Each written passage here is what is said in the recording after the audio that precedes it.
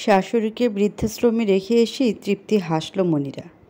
হাত পা ছড়িয়ে সোফাটায় এমনভাবে বসলো যেন কত বছর ধরে বয়ে বেড়ানো বোঝাটা এইমাত্র নামালো। শাশুড়ি নামক বোঝাটা নামাতে কম কষ্ট করতে হয়নি মনিরাকে। রূপকের সামনে বারবার প্রমাণ করতে হয়েছে তার মা কতটা গুরুত্বহীন, তুচ্ছ ও হেয় প্রাণী। এই সংসারে তার প্রয়োজনীয়তা একদম শূন্য।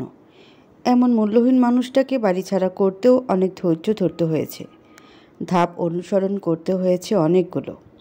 প্রথমে মা ছেলের মধুর সম্পর্কটা নষ্ট করতে হয়েছে, একে অপরের প্রতি অকৃত্রিম ভালোবাসা, বিশ্বাস, মায়া, টান উপড়ে ফেলতে হয়েছে। তারপরে তার দীর্ঘ বছরে সাজানো রান্নাঘর থেকে শুরু করে শোবার ঘরটাও দখল করতে হয়েছে মনিরাকে। রূপকের মধ্যে সামান্য দ্বিধা থাকলেও স্ত্রীর আদরে আলাপ ও নাকি কান্নায় হেরে গেছে। কর্তৃত্ব পরায়ণের সর্ব অধিকারটুকু স্ত্রীর ভাগেই গিয়েছে। বাড়ির ভেতর ও বাহির সবটাই এখন মনিরার কবজায় ভাবতেই দাম্ভিক হাসল সে। লোভী দৃষ্টিতে তাকালো চারপাশটায়, তারপর উঠে দাঁড়ালো, হেঁটে গেল শাশুড়ির রুমটায়। বড় আলমারি হতে ভারী চাবির গোছা ঢুকালো। শাশুড়ির ভাগের সব কিছু নিজের জিম্মায় নিলেও তার গয়নাগুলো নিতে পারেনি। এজন্যে আফসোসে মরছে কত রাত। রূপকের সামনে কথাগুলো তুলেও সুবিধা করতে পারেনি মনিরা। বলেছে কিনে নিতে নয়তো মানিয়ে নিতে। কিনেছেও অনেক, তবুও মন মানেনি, লোভ ছাড়তে পারেনি। শুনেছে এগুলি নাকি রূপকের বাবা বানিয়ে দিয়েছে তার মা। বাবা নেই বিধায় ওগুলো তার নিজস্ব স্মৃতি। বৌমাকে পড়তে পর্যন্ত দেয়নি কখনো। হিংসে জ্বলেছে এত বছর। অমন খাঁটি আর দামি গয়না নিয়ে বুড়ি কী করবে ভেবে পাচ্ছিল না সে। পড়তেও দেখে না, বছরে একবার বের করে হাতিয়ে তুলে রাখে। আলমারির তালাবদ্ধ ড্রয়ারটা খুলতেই চাপা চিৎকার বেরিয়ে এলো মনিরার কণ্ঠ থেকে। গয়নাগুলো নেই। পাগল হয়ে যাওয়া অবস্থা হলো তার। ড্রয়ার রেখে পুরো আলমারি খুঁজল দিশাহারা ভঙ্গিতে। কোথাও না পেয়ে রুমের সব কিছু উলটপালট করলো, ভাঙচুর করলো। শেষে ক্লান্ত হয়ে রুম থেকে বেরিয়ে এলো। নিজস্ব গাড়িতে চেপে বসে রূপককে কল দিয়ে বলল এখনই যেন বৃদ্ধাশ্রমে আসে, না হলে আগুন লাগিয়ে দেবে সব কিছুতে। বৃদ্ধাশ্রমের শাশুড়ির মুখোমুখি হতে নিয়ন্ত্রণ হারালো মনিরা। রাগে দুঃখে চেঁচিয়ে বলল, আমি ভালো বলে তোকে রাস্তার বদলে টাকা পয়সা খরচ করে এখানে রাখলাম, তাতেও তোর মন হলো না? আমার গয়না চুরি করতে হলো? এই বয়সেও এত লোভ, এত হিংসে? একটু থেমে আবার বলল, তোর এখানে না জেল হাজতে থাকা উচিত। চোরদের আসল জায়গা ওইটাই। মনিরা ব্যাগ থেকে ফোন বের করলো, নাম্বার ডায়াল করছে তড়িৎ গতিতে। ছেলের বউয়ের আপনি থেকে একদম তুইতে নেমে আসা সহ্য করলেও বাড়ির বাইরে সকলের সামনে চোর অপবাদ নিতে পারল না। ভয়াবহ রাগে চোখ দুটো জ্বলে উঠল অগ্নিশিখার মতো। মনিরার হাত থেকে মোবাইলটা ছিনিয়ে নিয়ে কষে চোর মারলেন বাম গালে। মনিরা স্তম্ভিত হলো। এক মুহূর্তের জন্য জগৎ ভুলে গেল যেন। ব্যথায় টাটিয়ে উঠতে সম্বিত ফিরে পেল। ঝটিতে তাকালো রূপকের দিকে। সে মায়ের দিকে তাকানো মাত্রই পরপর দুটো ভারী চর পড়ল দুগালে।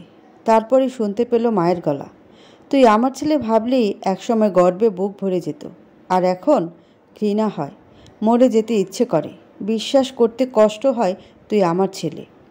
রূপক গালে ব্যথা নিয়ে দেখল তার মা কাঁদছে। সে অবস্থায় নিজের ব্যাগ থেকে বড় ও ভারী একটি খাম তুলে দিল রূপকের হাতে। বলল, যেদিন আমার ঠাঁই হলো সিঁড়ি ঘরে, সেই রাতেই তোর বাবাকে স্বপ্ন দেখলাম।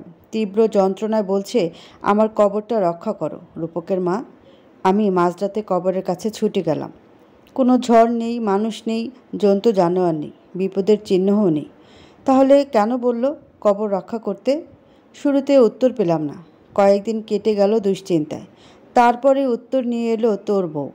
বাড়ির সাথে এক টুকরো জায়গা খালি রেখেছিল তোর বাবা, পারিবারিক কবরস্থান বানাবে বলে। সে জায়গাটা তোর স্ত্রী বেচে দিচ্ছে, খদ্দেরদের জমি দেখাচ্ছে। আমি ভীষণ আশ্চর্য হয়েছিলাম, ভয় পেয়েছিলাম। ঠিক করি ওই জমিটা আমি কিনব, তোর বাবার কবর রক্ষা করব। রূপকের মা চোখ মুছলেন। একটা কাগজ এগিয়ে দিয়ে বললেন, নে সই কর। রূপক সই করার বদলে মায়ের দিকে তাকিয়ে রইল।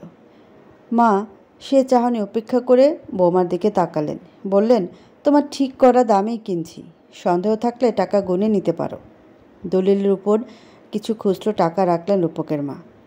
বেদনার্ত গলায় বললেন, এই টাকাগুলো রাখ, আমি মরে গেলে কাফনের কাপড় কিনে বাবার পাশে কবর দিস। তুই তো জানিস আমি একা থাকতে খুব ভয় পাই। তিনি আবার চোখ মুছলেন, উদাস গলায় বললেন, তোকে যখন স্কুলে ভর্তি করানো হলো তখন আমাদের আর্থিক অবস্থা খুব খারাপ। তুই রোজ স্কুল থেকে এসে ইউনিফর্ম বানিয়ে দেওয়ার জন্য কান্নাকাটি করতি। তোর বাবা বানিয়ে দিতে পারছিল না বলে খুব কষ্ট পেতেন। তোদের কষ্ট আমি সহ্য করতে পারছিলাম না, তাই নিজের কানের দুলটা বেচে দিলাম লুকিয়ে। তোর ইউনিফর্ম কিনলাম, নতুন ব্যাগ কিনলাম, বাজার সদাই করেও যে টাকা বাঁচলো সেটা দিয়ে তোর বাবার জন্য একটা লুঙ্গি কিনলাম। তিনি সেই লুঙ্গি পরলেন না, কোনোভাবে জেনে গেলেন আমি কানের দুল বেচেছি। তারপর হাতে টাকা হলেই আমাকে নতুন গয়না বানিয়ে দিতেন আর দুঃখ করতেন সেই দুল জোড়ার জন্য। সেই দুঃখে আমার গা ভর্তি গয়না এনে দিলেও দুঃখ ঘুচল না। তার সেই দুঃখ ঘুচানোর গয়নাগুলো আবারও লুকিয়ে বেচে দিয়ে তার 3.5 হাতের ঘর কিনছি। তিনি কি সে ঘরে থাকবেন? আমার ভীষণ চিন্তা হচ্ছে রে রূপক। রূপকের মা দূরে সরে যেতে গিয়ে আবার থামলেন, অবাক হওয়ার ভঙ্গিতে বললেন, তোর সে ইউনিফর্মের রং ছিল সাদা, আমার কাফনের রঙও হবে সাদা। কি অদ্ভুত মিল, তাই না রে?